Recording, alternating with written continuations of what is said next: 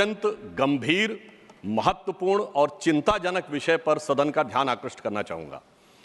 जब से भारत श्री नरेंद्र मोदी जी के नेतृत्व में एक उभरती हुई सामरिक, आर्थिक और कूटनीतिक शक्ति बनकर उभरा है, तब से यह बहुत सहज रूप से देखा जाने लगा है, विशेषकर विगत 3 वर्षों से, जब से भारत को विकसित भारत बनाने का लक्ष्य रखा गया है, कि विदेश की बहुत सी ऐसी गतिविधियां हैं जो भारत की व्यवस्था के आर्थिक पक्ष, भारत की व्यवस्था के नैतिक पक्ष, सामाजिक पक्ष पर आक्रमण कर रही हैं। इस संदर्भ में एक रीसेंट जानकारी आई है जिसे हम कह सकते हैं organized crime and corruption reporting project. A French publication has recently published its own report based on its investigation on the Sarajevo-based OCCRP, Organized Crime Corruption Reporting Project. This new report of the media report has claimed. You will lay the report on the table of the House. जी। And इस report के अनुसार ये कहा गया है कि इस प्रोजेक्ट को फॉरेन गवर्नमेंट्स की फंडिंग है और उसका फोकस इंडिया के ऊपर भी है, और इस फॉरेन गवर्नमेंट की फंडिंग के साथ साथ जॉर्ज सोरोस के साथ भी इनका कनेक्शन है। अब ये केवल हम एक रिपोर्ट के आधार पर नहीं कह रहे हैं सभापति महोदय, मैं सदन का ध्यान आकृष्ट करना चाहूंगा कि विगत 3 वर्षों से ये क्या एक संयोग है कि जिस समय भारत की संसद का सत्र चलता है, मैं सिर्फ एक संयोग बता रहा हूं, भारतीय फार्मर्स के बारे में रिपोर्ट आती है 3 फरवरी 2021, बजट सत्र है 29 जनवरी 2021।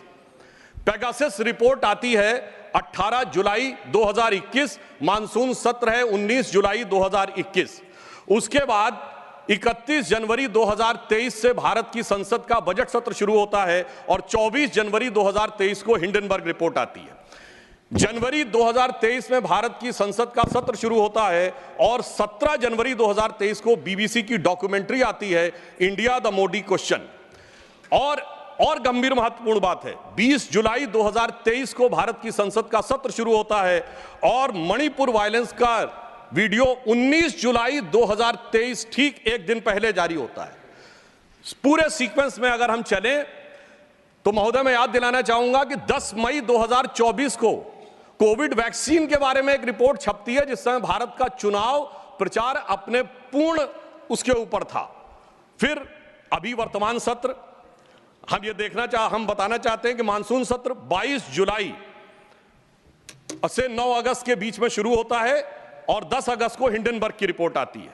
वर्तमान सत्र 25 नवंबर से प्रारंभ होता है और 20 नवंबर को अमेरिकन कोर्ट के एक अटॉर्नी की रिपोर्ट आती है एक बिजनेस हाउस के संदर्भ में। मैं सिर्फ देश के सामने बात रखना चाहता हूं।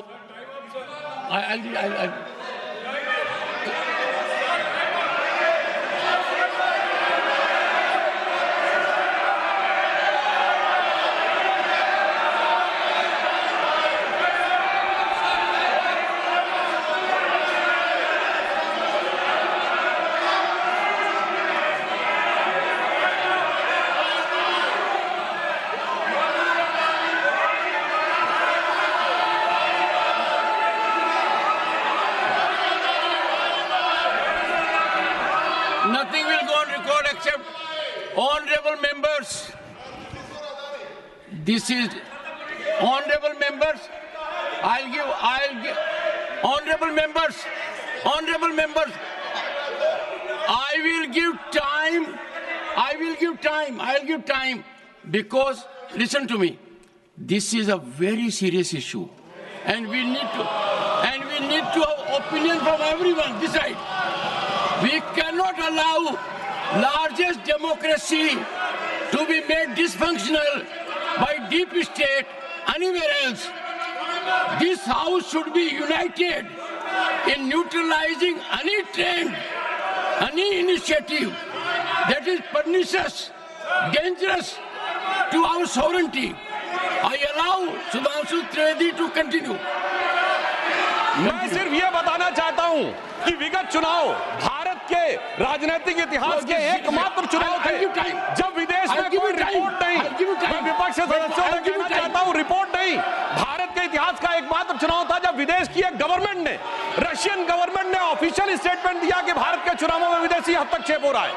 ऐसा भारत के इतिहास में कभी नहीं हुआ और इसके बाद दूसरी सरकार के द्वारा उसका खंडन किया गया। कांग्रेस के साथियों से पूछना चाहता हूं कि ये जान के हो रहा है या अनजाने में? अगर अनजाने में हो रहा है तो ईमानदारी से आइए और खुलकर चर्चा करिए।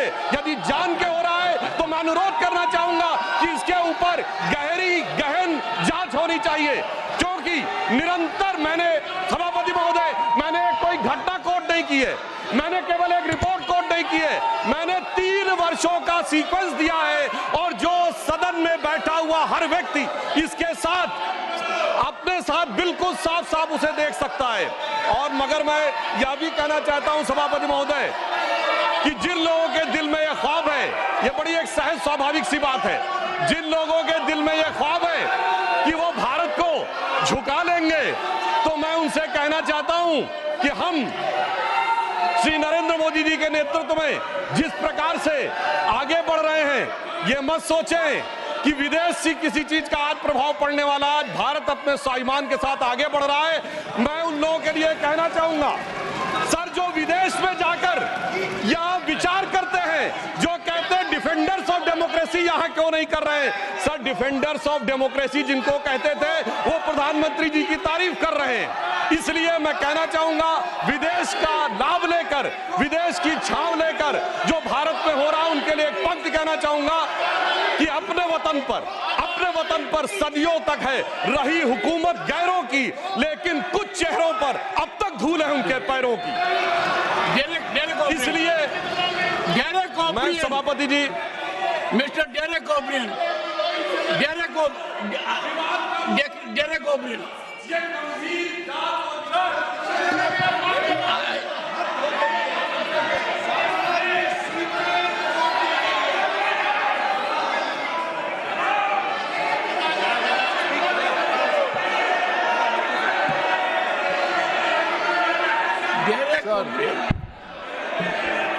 Sir.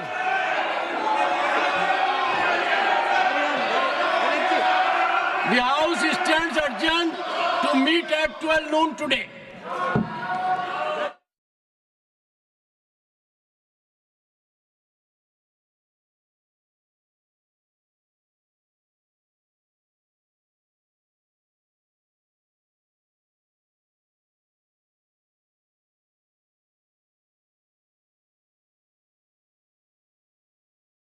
सबसे तेज भगवा न्यूज 24/7